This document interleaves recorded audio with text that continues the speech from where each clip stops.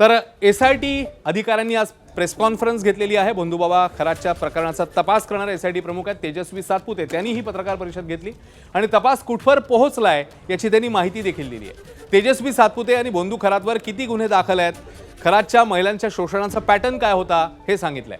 तर खरात विरोधात दाखल असलेल्या गुन्ह्यांपैकी 8 गुन्हे हे महिला लैंगिक अत्याचाराचे गुन्हे आहेत, उर्वरित 3 गुन्हे फसवणूक, अंधश्रद्धा विरोधी कायदा, सावकारी अधिनियम आहेत। खरात हा पीडित आणि कुटुंबांच्या श्रद्धेचा फायदा घेत होता, गैरफायदा घेत होता, किंवा त्यांना भीती दाखवून पैसे उकळत होता। महिलांना त्यांच्या कुटुंबियांच्या मृत्यूची भीती दाखवत त्यांना बदनाम करण्याची धमकी देऊन लैंगिक शोषण करणं ही त्याची मोडस ऑपरेंडी होती, अशी ही माहिती समोर येते।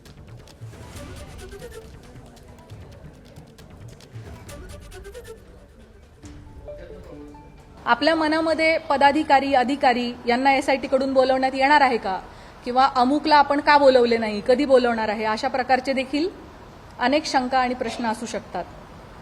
अनेक पत्रकार, सामाजिक कार्यकर्ते यांनी वेळोवेळी मला मेसेज करून या प्रकारच्या प्रश्नांची विचारणा केलेली आहे।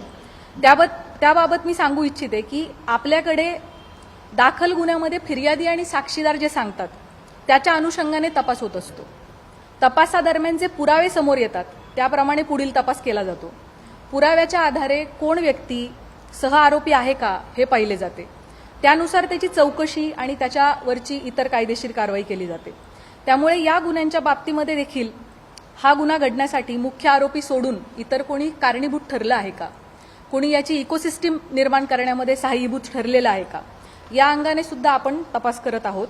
या गुन्ह्यांची पार्श्वभूमी तयार करण्यासाठी कोणी मदत केली आहे का, याबाबत पुराव्यानिशी जर आपल्याला निष्पन्न झालं तर त्याविषयी निश्चित कायदेशीर कारवाई केली जाईल। त्याबाबत आपण कोणीही मनामध्ये कुठल्याही पद्धतीची शंका कृपया बाळगू नये। सीडीआर लीकच्या बाबतीमध्ये आपण मला एक प्रश्न आता जस्ट कोणीतरी विचारलाय, ज्याचं प्रश्नाचं उत्तर मी दिलं नव्हतं, तेवढं मी देते आणि आपण थांबूयात। अल्पवयीन यामध्ये कोणीही नाहीये। दुसरा जो प्रश्न सीडीआरच्या बाबतीत, याची शासन स्तरावरती चौकशी होत आहे, त्या बाबतीत चौकशीत जे काही निष्पन्न होईल ते आपल्या समोर येईल। दरम्यान एसआयटी प्रमुखांनी महत्वाची माहिती नेमकी काय दिली आहे, कोणते ते महत्वाचे मुद्दे आहेत आपण जाणून घेऊया। 17 मार्चला पहिल्या गुन्ह्याची नोंद झाली। 20 मार्च पासून एसआयटीचा तपास जो आहे तो सुरू झाला। 8 हत्येचे 3 फसवणुकीचे गुन्हे, 30हून अधिक जणांची चौकशी या संदर्भात झालेली आहे। साक्षीदारांना खरात भीती दाखवायचा, चिंचोके खडे देऊन पैसे उकळायचा, दैवी शक्तीचा बनाव करत लैंगिक शोषण केलंय, अशी ही बाब समोर येते। ईशानेश्वर मंदिरात हातचलाखी करून त्याने अनेकांना फसवलंय, तर अत्यंत धाडसाने पीडित महिला समोर आलेल्या आहेत।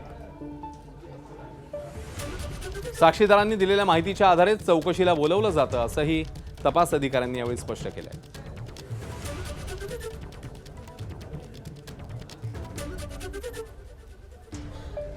दरम्यान सध्या कोठडीत असलेल्या भोंदू खरातच्या चौकशीमध्ये रोज धक्कादायक गोष्टी समोर येतात। महिलांचं शोषण आणि फसवणूक केल्याच्या प्रकरणी खरातने मोठी कबुली दिली आहे। चमत्कार आणि वशीकरण नव्हे तर हातचलाखीने महिलांचं शोषण केल्याचं खरातने चौकशीत सांगितलं। सूत्रांनी एबीपी माझाला ही माहिती दिली। दुनिया झुकती है, झुकाने वाला चाहिए, असं खरातने एसआयटी चौकशीत म्हटलंय। ज्या गोष्टींना लोक चमत्कार आणि वशीकरण समजतात ती हातचलाखी आहे, असं खरातने मान्य केलंय। तर काळ्या कारनाम्यात खरातला अन्य कुणाची मदत होती का, याचा तपास आता सुरू आहे।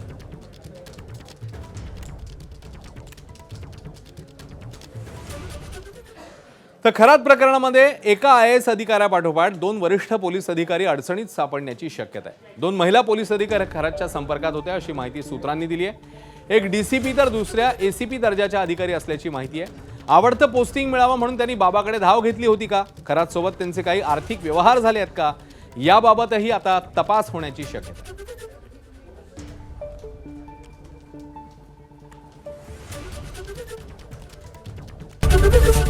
एबीपी माझा, उघडा डोळे बघा नीट।